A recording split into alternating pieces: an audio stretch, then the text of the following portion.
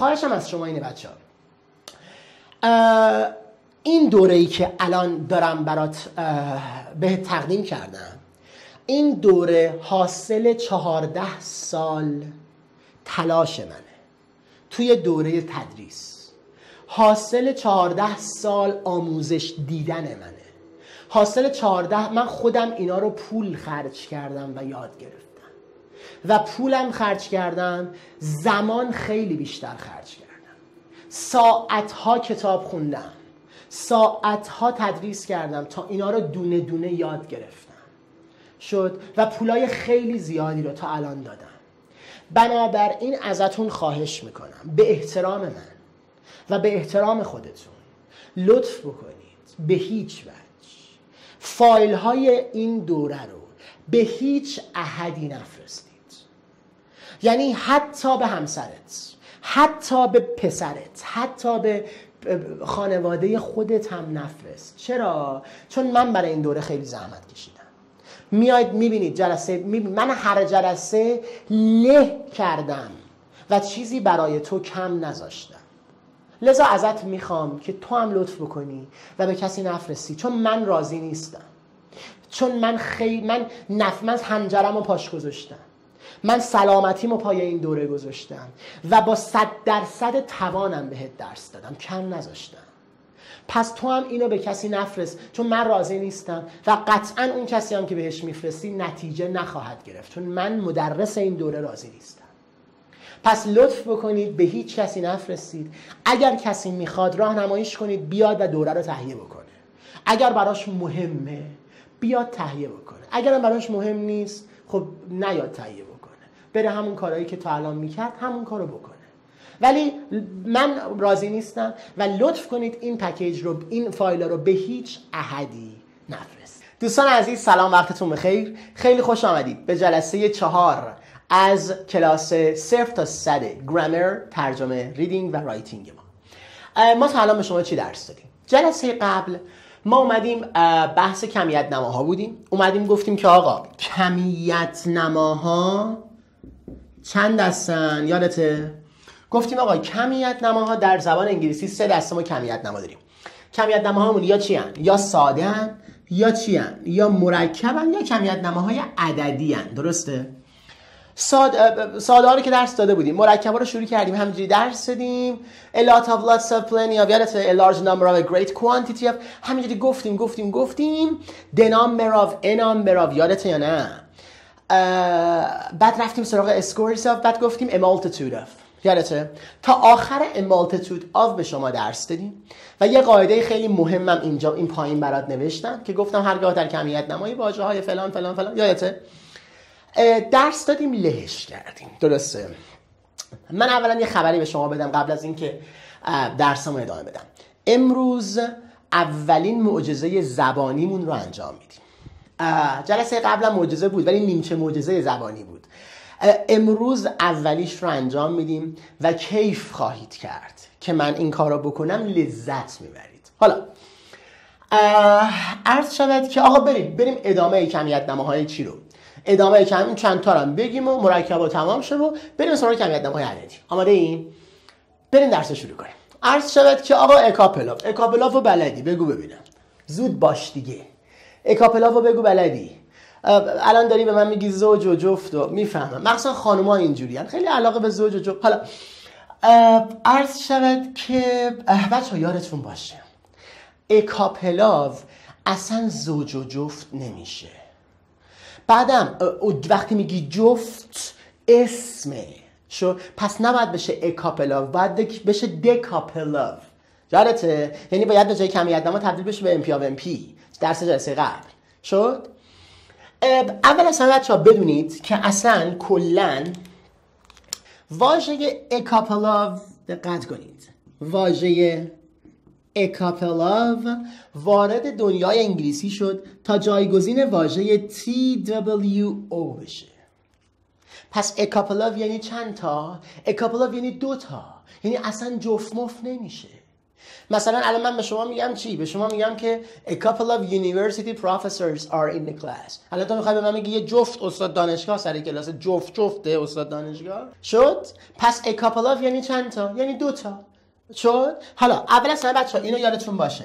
a couple of خودت میدونی، بگو یه دونه چیه؟ بگو باریکلا. یه دونه M1 چیه؟ مرکبه که آوش مال خودشه، مثل گاو میمونه، بعدش ده احتیاج نداره. ترجمهش هم میشه چند تا؟ میشه 2 تا. من این نکته رو بگم برای بچهای زبانی. بچهای زبانی یادتون باشه a couple of همونیه که ما تو عامیانه میگیم 1-2 تا. یعنی چی 1-2 تا؟ یعنی ممکنه یه خود از 2 تا چی باشه؟ بیشتر باشه. برای همینه که اگر a couple of رو بزنید به دیکشنریاتون جلوش نوشته 2 or more. اون or moreش برای کجاست؟ برای عامیانه است. در علم چند تا؟ 2 تا. ولی در عامیانه ممکنه یه خود از 2 تا هم چی باشه؟ بیشتر باشه. مثلا دوستت بهت میگه که wait here I'll come back in a couple of minutes. یعنی چی؟ یعنی صبر کن اینجا، من 1-2 دقیقه دیگه میام. بعد میره 45 دقیقه دیگه میاد. به تو میگه چند تا؟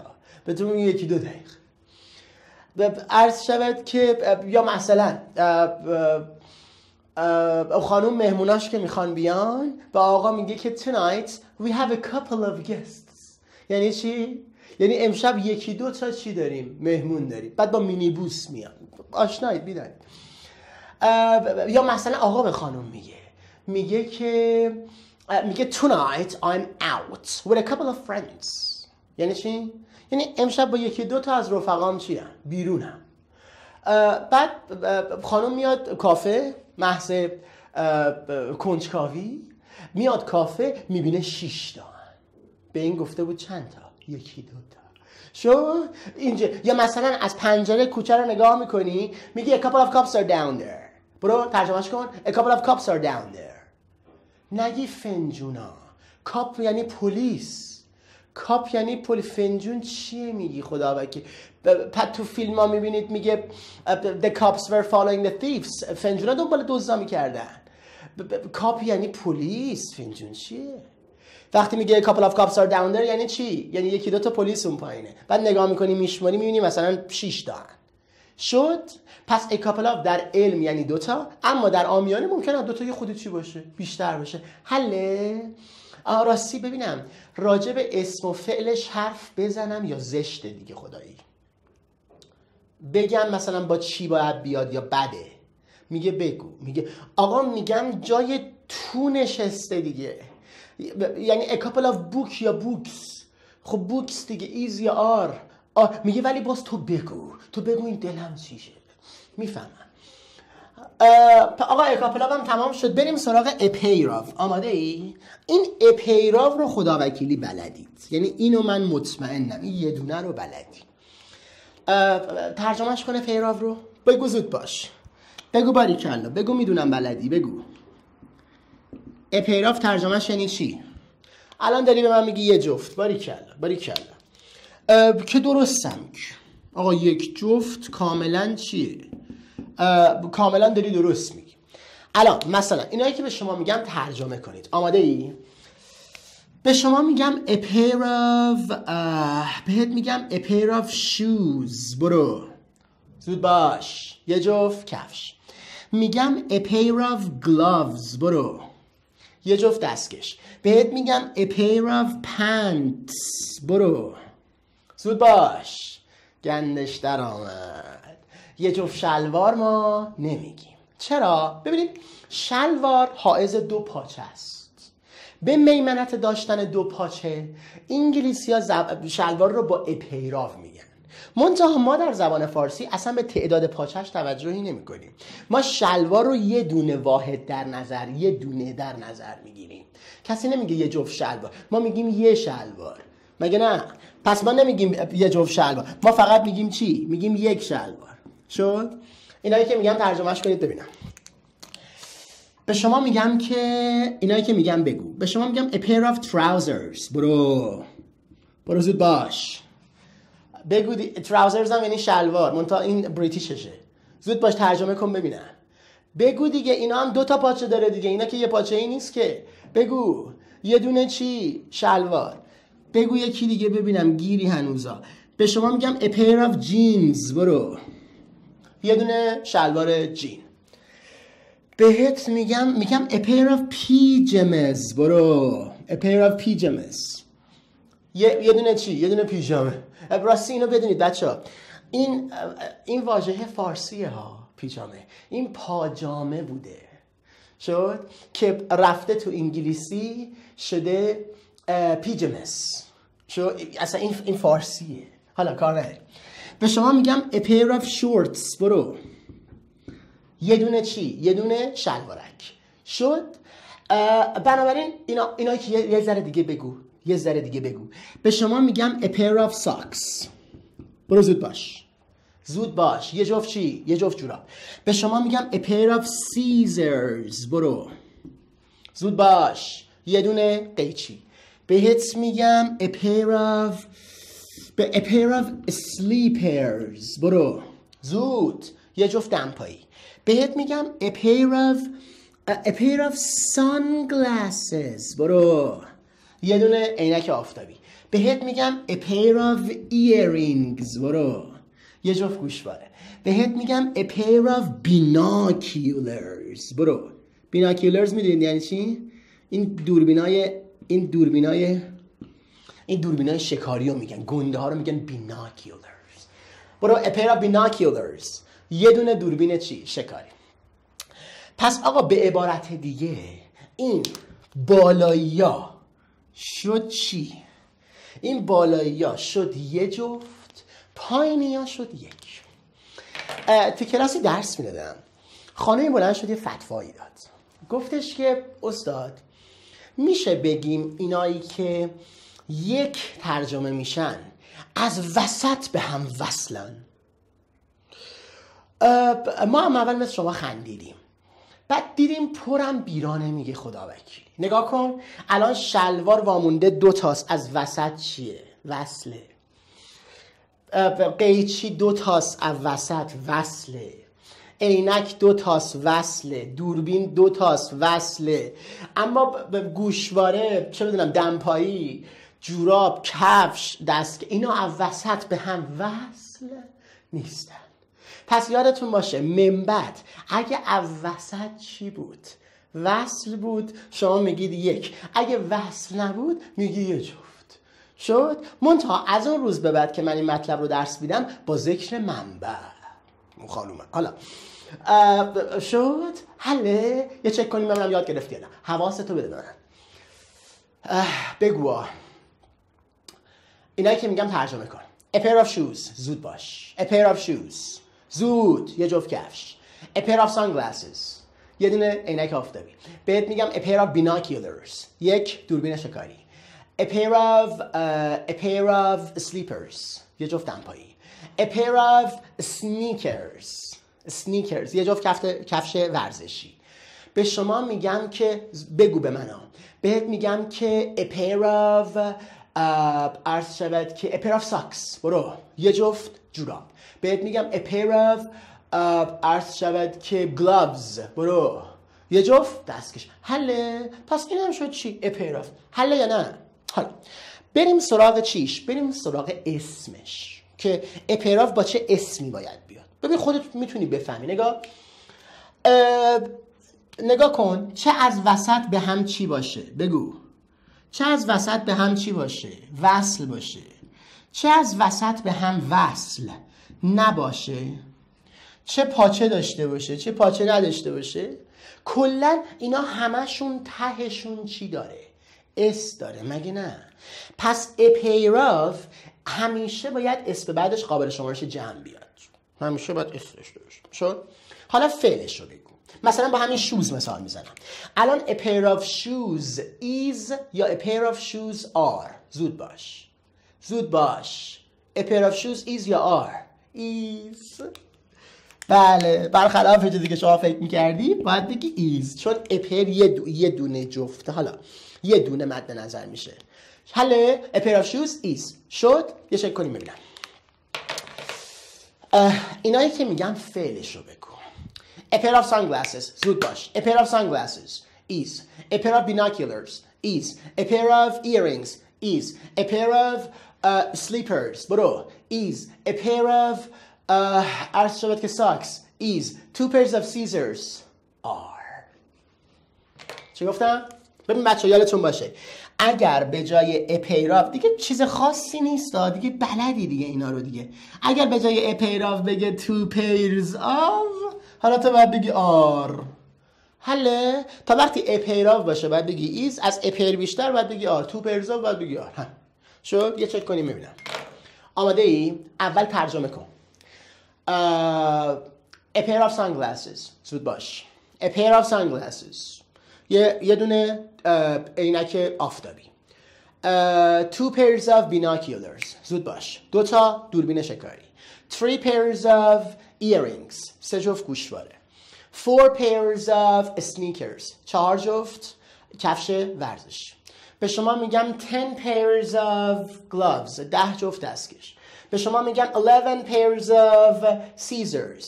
بگو 11 تا قیچی. حله تمام شد. پس اینم شد بحث شیرین چی؟ A pair of. حله.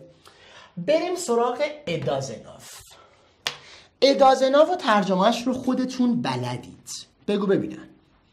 بگو زود باش. الان میدونم داری چی میگی. بگو ببینم. باریکلا. الان به من گفتی جین. نه؟ به من گفتی الان آقا دانشجو به ما میگه آقا ادازنا به من میگه یه 2 جین یعنی 12 که راست هم میگه. آقا ما هم قبلا سر کلاس که میخواستیم درس بدیم به ادازناو که میرسیدیم میگفتیم که بچه ها ادازناو ترجمهش میشه یه 2 جین یعنی 12. تا یه روز سر یه کلاسی بودیم یه آقایی بلند شد گفتیم که آقا ادازناو میشه یه 2 جین یعنی 12 تا و یه آقایی بلند شد بازاری بود گفت ببین جین الان 12 تاست. پس رفتیم پرسیدیم دیدیم راست میگه. یه جین الان چند تاست؟ 12. الان 6 تاست. جین الان چیه؟ 12 تاست. بنابراین ادازناف بالا غیرتتون اصلا جین می نگید چون 6 و 12 قاطی میشه. قدیمیون میگفتن 6 تا، جدیدیون میگن 12، اصلا قاطی میشه. بنابراین اصلا نگید جین و اینا نگید. بعدم اصلا جین نمیشه. اصلا it doesn't have جین نمیشه. الان من به شما میگم it doesn't have university professors are in the class. الان تو میخوای بگی یه جین استاد دانشگاه سر کلاس جینیه استاد دانشگاه شد؟ پس اصلا جین نگید. یادتون باشه بچه‌ها. ببین اول از همه راستی من برای این یادم رفت بگم دیگه بلدی دیگه. چی رو بلدی؟ آقا اپراف یه دونه چیه؟ بگو دیگه 300,000 بار گفتیم دیگه. یه M1 مرکب آفش مال خودش مثل گاو میمونه بعدش احتیاج داره. همشون همیننا. اول از همه ادازناف چیه؟ بگو. ادازناف یه دونه M1 مرکبه. آفش مال خودشه. ولی اگر یادت باشه آفش رو گذاشته بودم تو پرانتز. یادته؟ ادازناف به رغم اینکه آفش مال خودشه مثل گاو میمونه و بعدش احتیاج نداره میتونه با آف بیاد میتونه بی آف بیاد. شد؟ این ویژگی رو دو تاشون داشتن. یادته؟ یکیش ادازناف بود یکیش کدوم بود؟ میگه اوه آره گفت کدوم بود؟ آها a great many of بود. یادته؟ گفتم a great many of رو میتونه بگه فقط بگه a great many. یادته یا نه؟ میتونه بگه a great many یا a good many. یادته؟ داره یادت میاد. اینجا نوشته بودم برات جلسه قبل. حالا عرض شود که حالا کار نداریم. ببینید پس it doesn't have این آبش گفتیم میتونه بیاد میتونه نیاد. حالا ببینید این واژه it doesn't اول تو زبان هند و اروپایی بوده doesn't. بعد اومده تو انگلیسی شده doesn't. بعد اومده تو فارسی شده doesn't.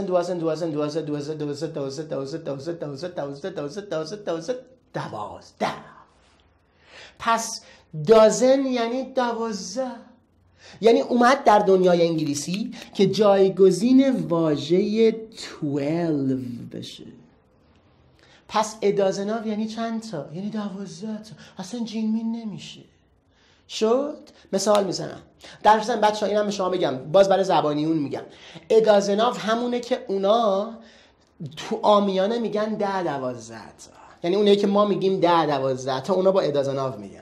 ما میگیم 10 12 تا. میدونی یعنی چی؟ یعنی یه خورده ممکنه از 12 تا کمتر یا یه خورده از 12 تا بیشتر باشه. برای همینه که اگر ادازناف رو بزنید به دیکشنریاتون جلوش نوشته less or more than 12.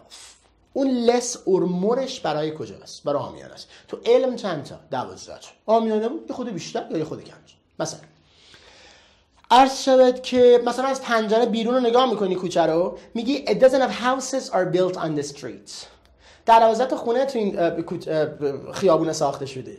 بعد نگاه که میکنی میشموری مثلا میبینی یا 6 تاست یا 17 تاست مثلا. تو میگی 10 12. فهمیدی؟ یا مثلا خانوم مهمونای آقا که میخوان بیان میگه we have a dozen of guests tonight. یعنی چی؟ یعنی امشب 10 12 تا چی داریم؟ مهمون داریم. بعد مامانش و باباش میان، فقط مال خودش میخواست بیاد میگفت we have a couple of guests tonight. بعد با مینیبوس میومد. آشنایید میدونید. پس ادازناف یعنی چند تا؟ یعنی 12 تا. در علم 12 تا، عامیانه 10 12 شد. حالا به من بگو ببینم اینا که میگم ترجمه کن. به شما میگم 2 dozens of. زود باش.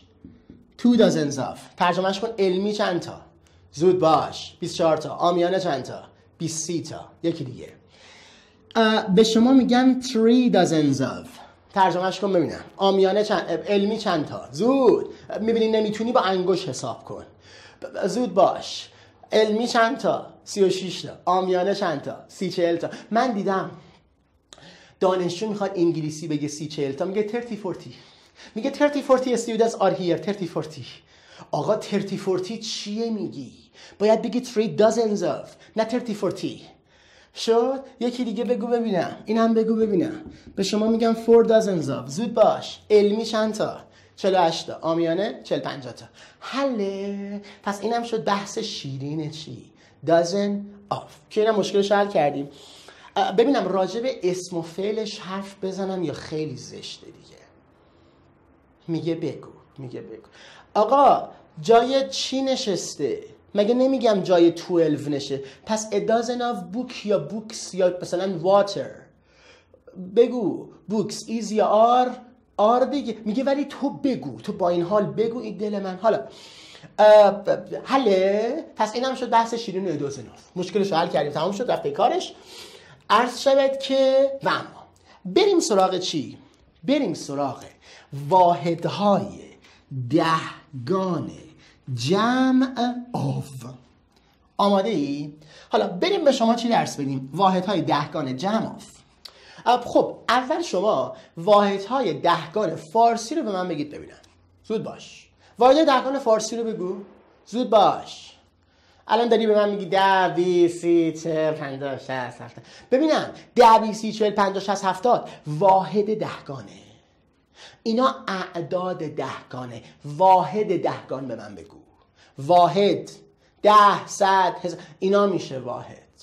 حالا انگلیسیشو بگو من بنویسم ببینم. میگه فارسیشو من گیر میدم، انگلیسیشو چجوری نه بگو ببینم انگلیسیشو. 10 بگو.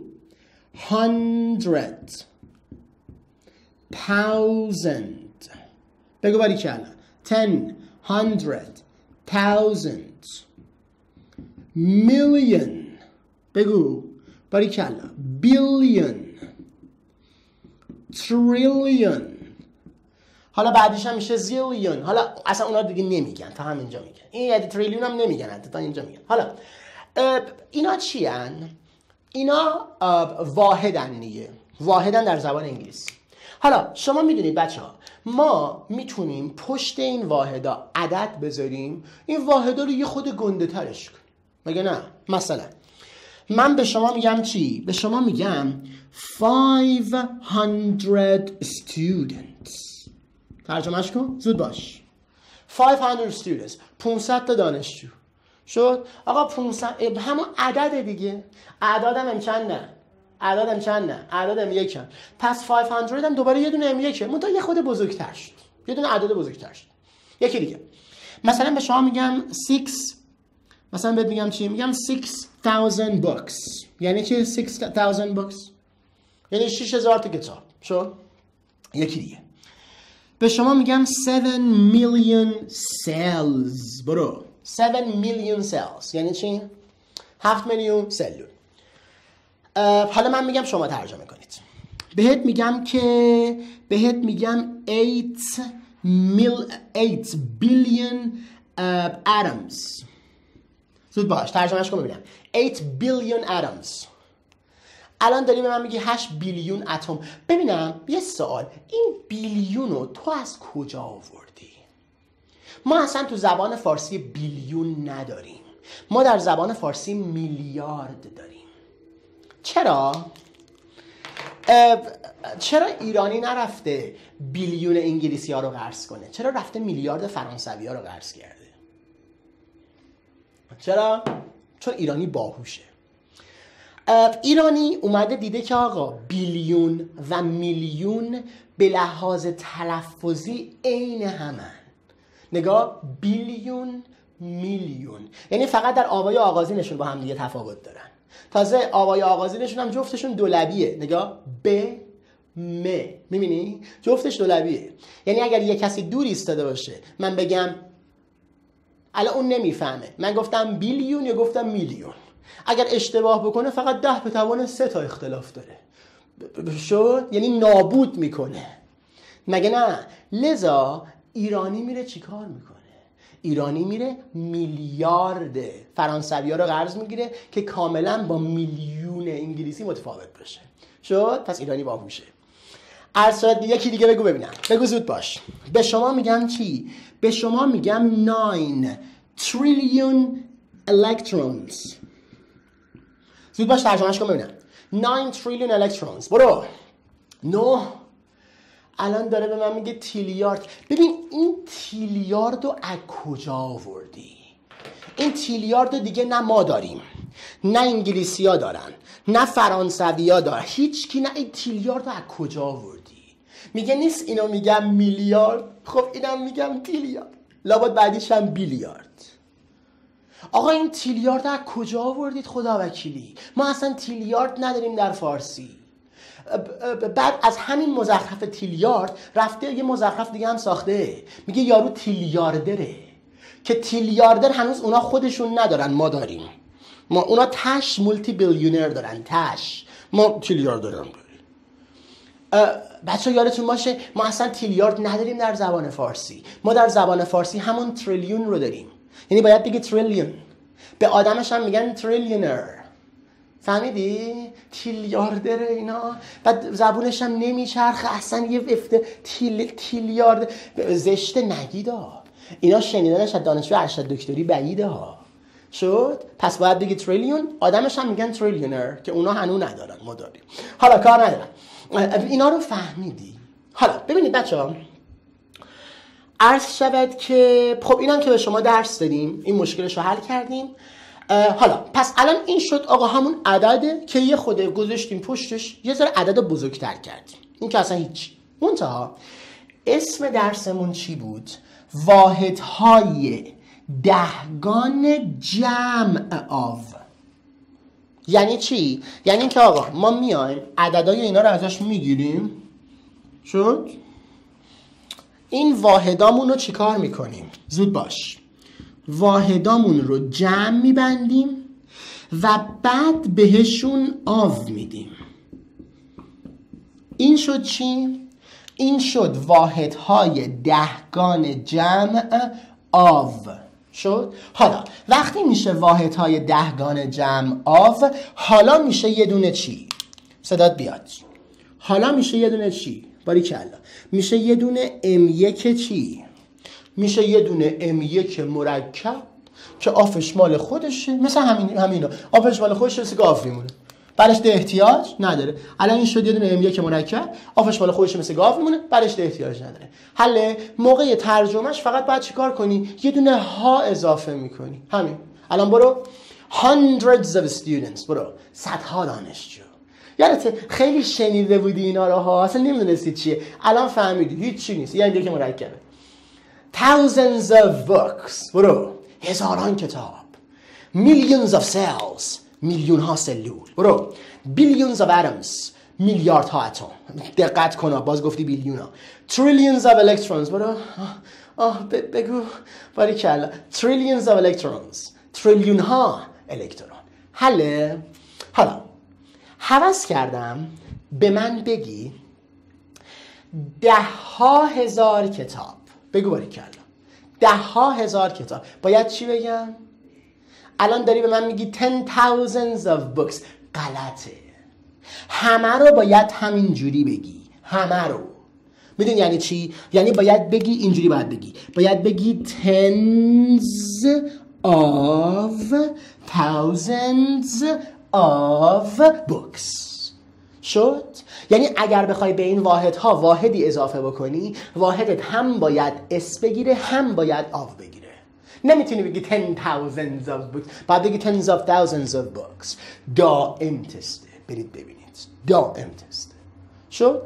موقع ترجمه هم گفتم فقط اولیه رو ها میدی. برو 10,000 کتاب. شد؟ یه مثال دیگه.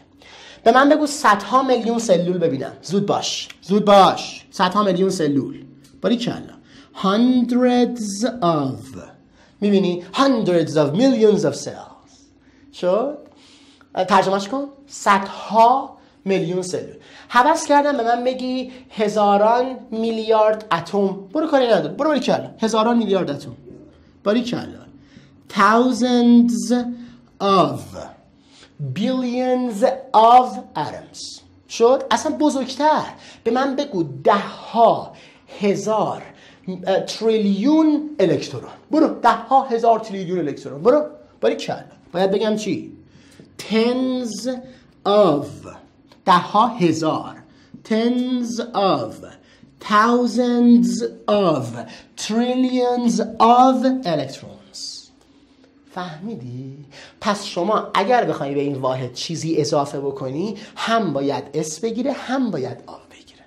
شد؟ در ضمن هر چند تا باشه باز کلن اینا میشن یه دونه چی؟ حالا من اینجا می نویسم، حالا همینجا می نویسم، کلن میشن یه دونه M1 چی؟ میشه یه دونه M1 مرکب. هر چقدر هم میخواد باشه مهم نیست. یه M1 مرکب آبشمال خوش مثل گاو بمونه. بعدش ده احتیاج نداره. حالا یه چک کنم ببینم یاد گرفتی یا نه. با من یا نه؟ حواست با من باشه. به من بگو ببینم 100 کتاب. زود باش. 100 کتاب. hundreds of books. 10,000 سلول. برو. tens of thousands of cells. 100,000 سلول. بگو hundreds of thousands of cells. به من بگو ببینم. بگو 10 میلیارد دلار. برو. tens of billions of dollars. به من بگو ببینم. به من بگو هزاران میلیارد الکترون. برو. thousands of billions of electrons. به من بگو 10,000 کتاب. برو. tens of thousands of books. به من بگو 10 میلیون دانشجو. برو. tens of میلیون. tens of millions of students. به من بگو 10 تریلیون الکترون. برو. tens of trillions of electrons. به من بگو 10 کتاب. برو. بگو. آها الان داری به من میگی tens of books. غلطه. چرا غلطه؟ بچه ها یادتون باشه ما در زبان انگلیسی تنزاو نداریم. چی گفتم؟ تنزاو خالی نداریم. شد؟ شما وقتی میخوای بگی 10 برای همین اینو خالی گذاشتم. هی سوال بود پس چرا اینو نمیگه به من؟ نه؟ شما وقتی میخوای بگی 10 یادت باشه ما وقتی میخوایم در انگلیسی بگیم 10 میگیم dozens of. میگیم dozens of. نمیگیم tens of. میگیم dozens of. انگار داریم میگیم 12. شد؟ و گاهی وقتا هم میگیم scores of. یادتونه جلسه قبل بهت گفتم scores of یه معنیش میشه 10. یادته؟ بنابراین یادتون باشه شما وقتی میخوای بگی 10 یا باید بگی dozens of یا باید بگی scores of. شد؟ مثلا به من بگو 10 دانشجو سر کلاسه. برو. بگو dozens of students are in the class. یا باید بگی scores of students are in the class. نمیتونه بگی tens of students are in the class. فهمیدی؟ ببین وقتی میخواد بگه 10,000 میگه tens of thousands of. وقتی میخواد بگه 10 میلیون میگه tens of millions of. وقتی میخواد بگه 10 میلیارد میگه tens of billions of. وقتی میخواد بگه 10 تریلیون میگه tens of trillions of. اینا رو میگه، ولی خود 10 رو نمیگه tens of، خودش رو میگه dozens of یا میگه scores of. فهمیدی؟ این دائم تسته، دقت کنید. عرض شود که خب اینم که به شما درس دادیم، واحدهای دهگانه جمع آف، این مطلب هم چی شد؟ تمام شد. و اما بریم سراغ بحث شیرین چی؟ ناناف. آماده ای؟ بریم ناناف درس بدیم. بریم سراغ بحث شیرین ناناف. من اول یه نکته رو بگم به شما. ببینید بچه ها، من الان که میخوام نان آو رو به شما درس بدم، میخوام لابلاش یه تست IQ هم ازت بگیرم و اینو به شما بگم اگر بتونی این تست IQ رو جواب بدی یعنی IQ استثنائیه. مزاح نمی کنم، کاملا جدی میگم. یعنی اگر احساس میکنی استثنایی الان وقتشه، جدی میگم. این تست هوش رو من از 3000 تا کلاس گرفتم، تا حالا هیچ کلاسی نتونسته جواب بده. حالا ببینم شما میتونین جواب بدید یا نه.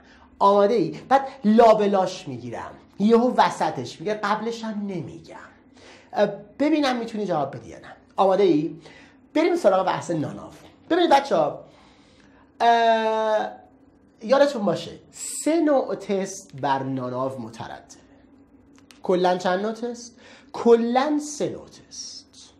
یعنی طراح میتونه کلن با 3 روش با ناناف به شما تست بده. اینو فهمیدی؟ ببین طراح کلن با چند روش میتونه با ناناف به شما تست بده؟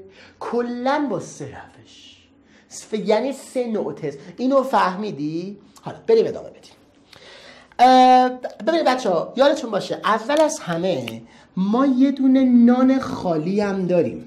نان خالی یه دونه میخورن. حالا یعنی نان بدون آب. یادتون باشه بچه ها، نان خالی اگر من بد دیدید، نان خالی ضمیره. چی گفتم؟ نان خالی چیه؟ نان خالی ضمیره. میدونی ضمیره یعنی چی؟ ضمیره یعنی این که دیگه با اسم نمیتونه بیاد.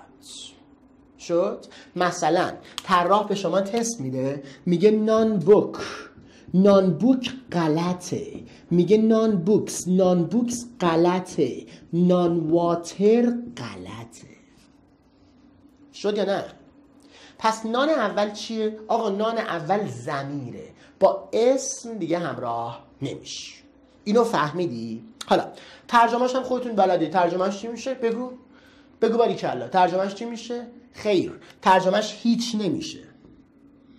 یادتون باشه نان 2 تا ترجمه داره. 1 هیچ، 1 2 هیچ کدام.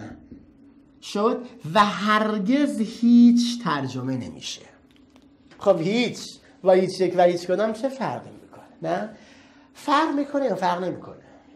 مثال میزنم. ببینید الان من به شما میگم چی؟ من به شما میگم که مثلا به شما میگم there are many books on the table. ترجمهش کن. وجود دارد تعداد زیادی کتاب روی میز. But none is mine. اما هیچ یک برای من نیست. اما هیچ کدام برای من نیست. نه اما هیچی برای من نیست. خب ممکنه یه چیزای دیگه برای من باشه، اما هیچ یک از اینا برای من نیست. فهمیدی؟ یه مثال دیگه. مثلا به شما میگم که میگم merchants have a lot of time and money. برو ترجمه کن merchants. بگو merchants. بابا خانوما باید بدونید دیگه، همش دنبالشی. merchants یعنی تاجر، یعنی بازاری. برو merchants have a lot of time and money. برو. تجار مقدار زیادی پول و وقت دارن. Teachers have none. برو. معلما هیچ یک را ندارن. معلما هیچ کدام را ندارن. نه معلما هیچی ندارن. خب ممکنه یه چیزای دیگه حالا داشته باشن، اما از این دوتا هیچ کدومو ندارن و واقعا هم همینه. یادتون باشه اونایی که دنبال تدریسید بدونید تهش این دوتا نیست، یعنی پول و وقت تهش نیست، برید دنبال کارهای دیگه. شد؟ پس یک، یادتون باشه نان خالی چیه؟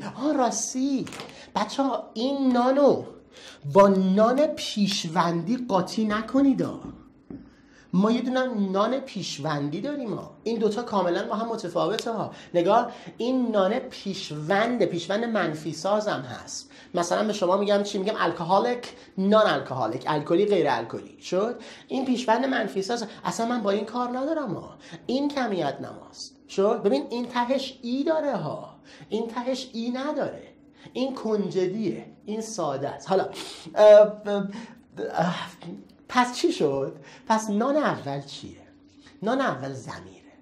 یعنی چی ضمیره؟ یعنی دیگه با اسم همراه نمیشه. اینو فهمیدی؟ دو، ببین حالا اگر بخواد اسم بگیره باید چی کار کنه؟ بگو باریکلا.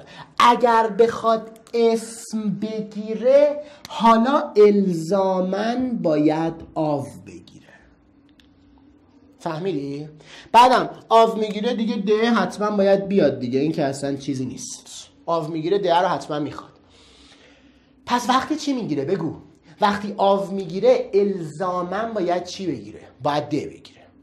اینو فهمیدی؟ حالا اینو به من بگو. الان none of the book درسته یا none of the books درسته یا none of the water درسته؟ زود باش. یعنی اسمش باید مفرد باشه، باید جمع باشه یا باید غیر قابل شمارش باشه؟ زود باش. ببینم اصلا منو ول کن. تو خودت میتونی بگی هیچ یک از آب؟ میشه؟ تو میتونی بگی هیچ یک از کتاب؟ اصلا میشه؟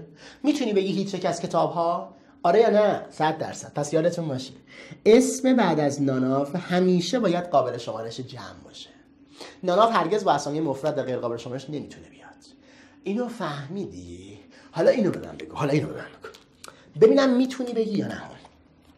ببینم الان none of the books is درسته یا none of the books are؟